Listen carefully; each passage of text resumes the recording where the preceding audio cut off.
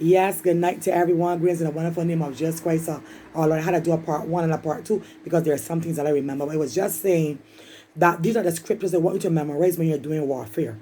So, Philippians 2 verse 10 says, at the name of Jesus, every knee shall bow and every tongue shall confess that Jesus Christ is Lord. No matter what kind of demonic activity you're experiencing, when you begin to bind, stop being afraid.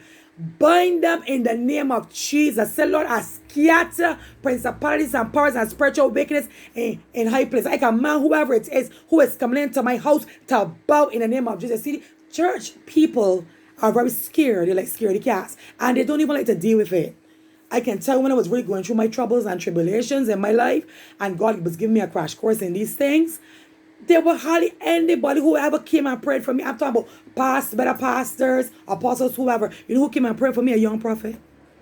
I was left to suffer and go through whatever I had to go through because they were just scared. Oh yes, they were scared. So when I talk to you, I'm not saying that to make them feel bad. That's reality. Because they know the minute they begin to pray, whoever is troubling you would know, and they don't want to be in a position, some of them, because I've met some after who actually are willing to actually pray for you, but there are very few. And Colossians 2 verse 10, it says, Jesus is the head of all principalities and power. Memorize that verse. Everyone comes under Jesus. He is the manager. He's the CEO of this world. No care how bad they are. No care how ferocious they are. Don't, because after doing all this witchcraft, they start to feel, we're gods. You're not a god. You can die.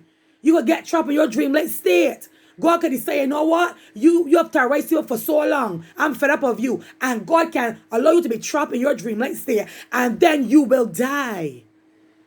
You will die. Ephesians 6 verse 11 to 18, put on the whole armor of God. You have to learn how to put on the armor. When the Bible talks about put on the helmet of salvation, this is to protect your head. I'm going to talk about the breastplate of righteousness. It's to cover here. When I talk about covering your loins with truth, it's to cover below your navel. When it's talking about your feet shod with the preparation of the God's of feet, there have times you have to cover your feet because there are specific areas that people are satanic like to touch. It's your head, is your heart. And I must say this, if you're having problems with your heart and you're going to the doctor all the time, you really can't find what is wrong with you, it's because it's witchcraft. Doctors don't diagnose witchcraft. You have to deal with a man of God. And you may have having problems with your feet, burning in your feet. You're having difficulties. You sleep at night and then you wake up and then you start to find all kind of ailments happening to you. But when you go to the doctor, they can't find it. That in itself is witchcraft. And 2 Timothy 1 verse 7, God has not given us the spirit of fear, but a spirit of love and power and a sound mind. But it was something I forgot to say in part 1. I need to say it now.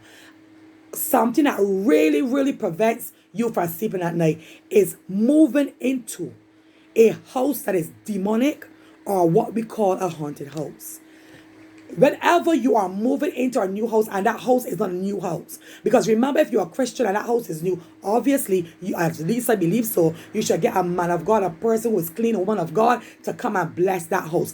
Whether you believe, whether you're a Christian or not, always get someone to bless that house. Blessing a house is important because it minimizes demonic activity. Because when you give the house to God and you say, God, this is your house, God is the leader, He's the head of that house. But when you go into that house, and I want to say this, as Christians, we get hurt because of lack of knowledge. You may move into a house and a house may be a large house. How do you know? When they build their houses, they have certain signs. So you might see something like a circle up by the roof. That is called the all-seeing eye. That's to tell you this house is a large house. You don't move in there unless you don't know. Because trust and believe, the owner of the house, who the house belongs to, will affect you as well. Because you've got to understand that if he's part of a certain fraternity, he wants to come into his house at night to see what you're doing, what secrets you have, whatever. They can't tell me no, because I have had too many experiences.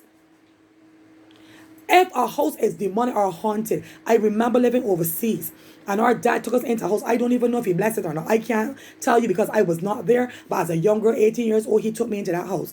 And I remember all three of us, our little brother was living, we were in this room. All three of us would be in this room at night. And I will never forget, I must say this, that at a specific time every night, a specific time, All of us will wake up with fever. This is not a lie. I ain't even talking to get likes or shares. This is what happened to my family. And I remember every time we check, it will always be the witch's hour, which was like 2 o'clock in the morning. And I would get up, I would be sweating profusely. My sister pain, all kind of problems in our bodies. And my father said, you know what? I'm going to move y'all out of this bedroom, and me and your mother are going to stay in this bedroom instead. Let me tell you something. There was an image of a face. So if, don't let children watch this video because they might get scared. There was a image on the wall of a face of a person, and my mother tried to clean it, and all she tried to do to clean it, she couldn't get it moved because it was formed there by demonic hands. So what she had to end up doing is actually building something over it so that we could not see it. But when they moved us out of that bedroom, whatever was happening to us started happening to my mom, not my father. Well, I can't say because he did tell us about certain experiences would have had with things coming and interfering with his body at night and things like that. But what ended up happening, she would see like a skeleton dancing before her and things like that. And eventually what ended up happening, she got up one morning, she fell backwards and she actually went to the coma. This is a true story. And my father was so scared, he began to cry as well. But because she was a servant of God, she didn't die and God preserved her life. But what ended up we had to do is that we had to actually pray for the house and eventually leave the house. Because I would be in the house and I would have visions of a tall man that was dressed like a rasta standing in the house. You would hear things, you would see things. And my father felt it was a bit much. He took us out of the house. Would you believe someone said to us, do you know someone actually died there in that house? I don't know what they died from. I don't know. But whatever it was just not normal. And we walked right into it.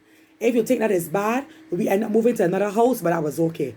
After that, we had to leave that house and going to another house again.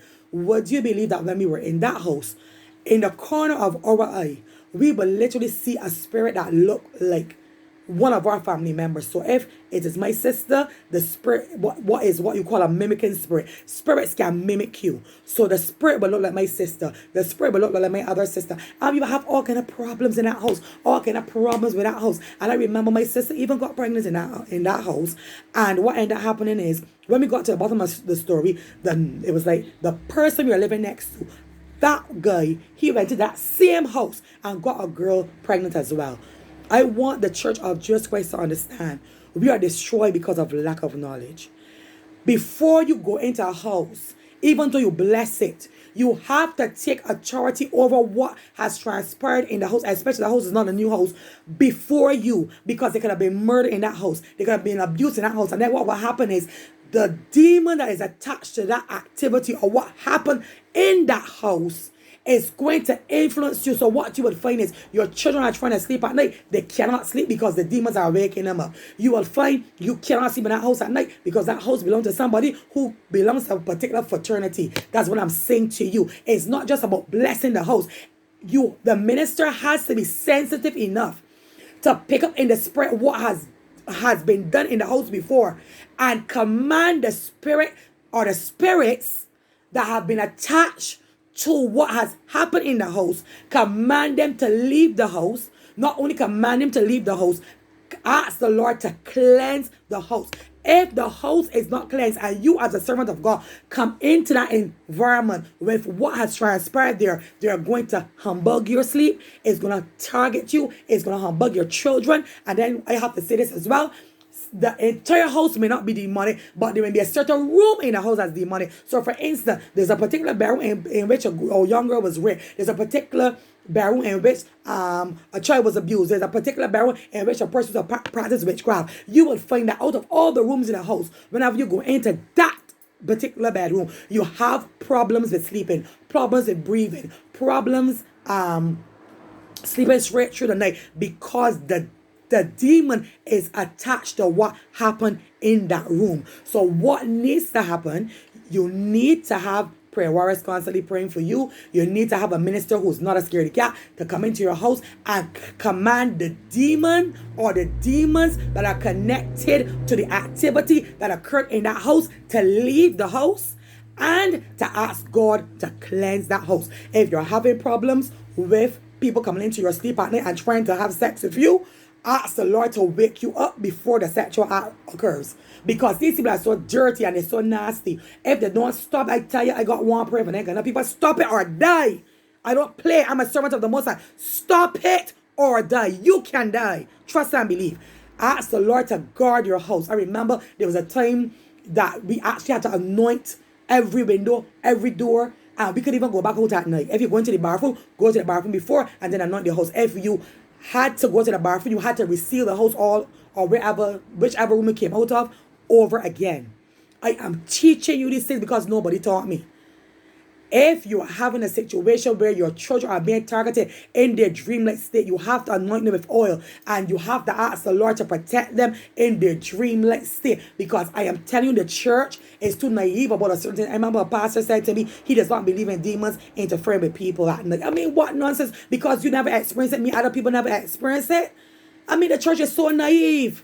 And this is why people are so afraid to tell people in the church what is going on in their houses or what's happening to them, because they don't want nobody to feel they're crazy, or they don't want someone to believe that they're cuckoo. So they rather keep it to themselves. But you don't have to be scared. I believe you.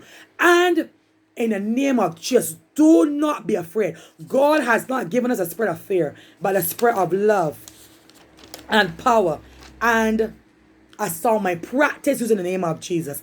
Anytime you're not comfortable in your house and you realize someone wake you up or a demon wake you up at night or whatever, you can't sleep, in the name of Jesus. Another thing I want to say too, that's an open door. People who like to come in their houses after 12 o'clock bring spirits with them. That is why the old people would always say, always coming backwards. I'm not superstitious. Because that is the witch's hour. So you're out partying. Oh, yes, you're drinking your rum, you're gyrating, and you're carrying on. Yes. But when you come home 4 morning, you bring a spirit home with you, my dear. I will never, never forget my sister. She was out. That's when she was in the world. And she came home that night. I would never, never, never forget it. And when she came home that night, I heard her trying to hit the wall, trying to scream for me. Because I'm actually their big sister, but I'm still like a spiritual mother to them. And she was hitting. And then when she was trying to hit the side of the wall to get my attention, I heard the footsteps of a man on top of the roof. And when I got up to come to her, I literally heard the window pelt open. And you know what she said? When she came home 4 morning, a spirit followed her through the door. And it was choking her, trying to suffocate her. And she was calling for me for help. But all I heard is her banging the wall. I am saying to you who love to go at night and come there 4 morning, you are coming home in which is hour. It's a difference if you have to work and you can't avoid it. Then you will have to ask the Lord to protect you before you come through the door, because demons are watching you.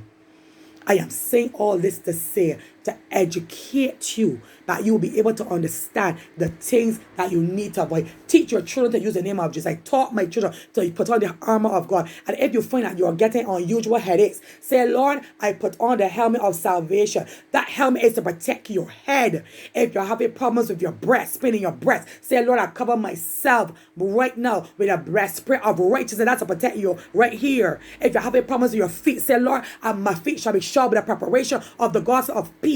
Put the sword of the spirit in your hand. That sword can be seen by people who are satanic. So God put that